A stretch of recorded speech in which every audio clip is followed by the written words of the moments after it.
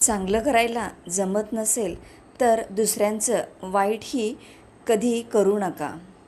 कारण वेळ प्रत्येकाची येते, फक्त त्यावेळेस कारणं वेगळी असतात. कौतुकाचा सोहळा तोपर्यंत साजरा केला जातो जोपर्यंत तुमची गरज भासते.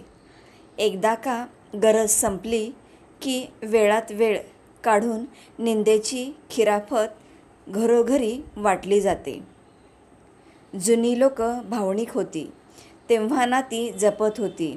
नंतर लोक प्रॅक्टिकल झाली, नात्याचा फायदा उचलू लागली.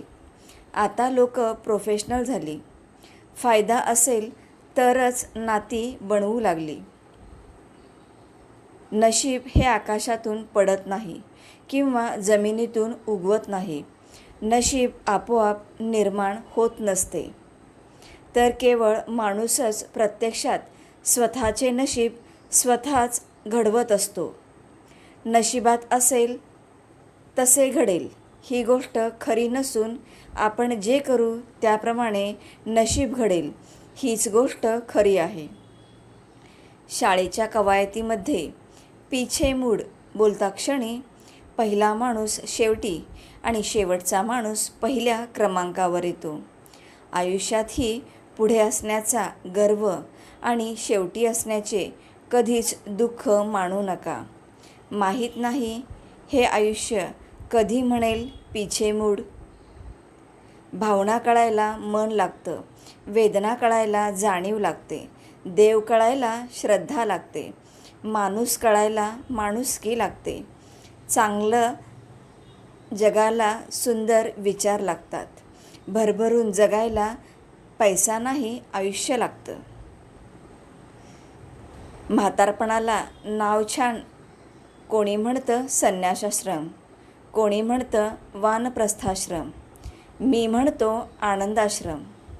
म्हातारपणात कसं राहायचं? घरात असेल तर आश्रमासारखं आणि आश्रमात असेल तर घरासारखं. आयुष्य कधीही दुसऱ्यांच्या कलाने जगू नका, नाहीतर जीवनातील आनंद संपेल. म्हणून स्वतःच्या मनाने जगा. इतर लोक चालतात म्हणून आपणही त्या वाटेवर चालू नका, तर जी वाट तुम्हाला तुमच्या ध्येयापर्यंत पोहोचवेल त्याच वाटेवर प्रवास करा. आयुष्याचा प्रत्येक निर्णय दुसऱ्यांच्या मेंदूने घेऊ नका. पश्चाताप करण्याची वेळ येऊ शकते, म्हणून निर्णय स्वतःच्या विचाराने आणि दूरदृष्टीने घ्या. माणसाच्या बाबतीत परमेश्वर कमालीचा दयाळूपणाने वागलाय. जन्माची चाहूल 9 महिने अगोदर देतो, पण मृत्यूचं येणं मात्र अकस्मात असतं. कारण त्याला माहिती आहे माणूस सुखाची वाट पाहू शकतो, दुःख येणार हे मात्र पचवू शकत नाही. आपल्याला जर प्रचंड मोठ्या गुंतागुंतीच्या आणि बहुविध व्यवसाय करणाऱ्या संस्थेचे नेतृत्व करायचे असेल तर तुम्हाला कधी आणि किती गोष्टी सोडून द्यायच्या आणि इतरांना किती अधिकार द्यायचे हे कळायला हवे.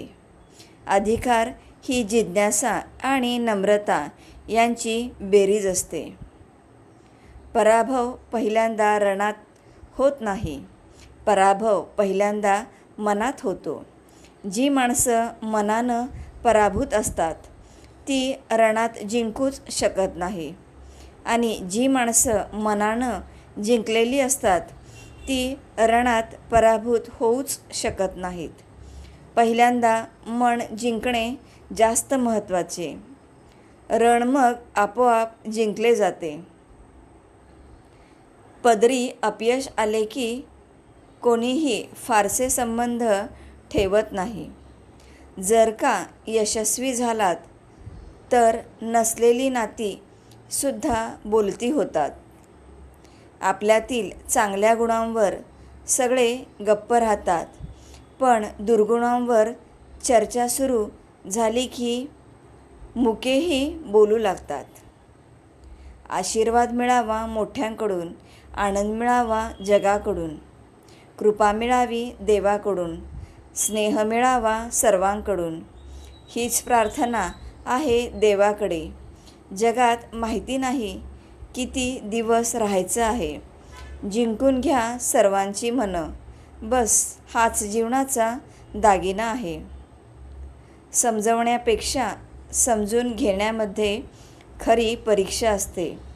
कारण समजवण्यासाठी अनुभवाचा कस लागतो, तर समजून घेण्यासाठी मनाचा मोठेपणा लागतो.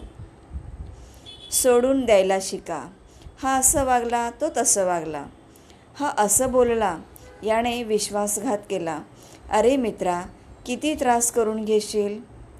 कोण कसं वागला ह्या विचारात स्वतःलाच त्रास करून घेण्यापेक्षा आपण पुढे कसं वागायचं याचा विचार करा.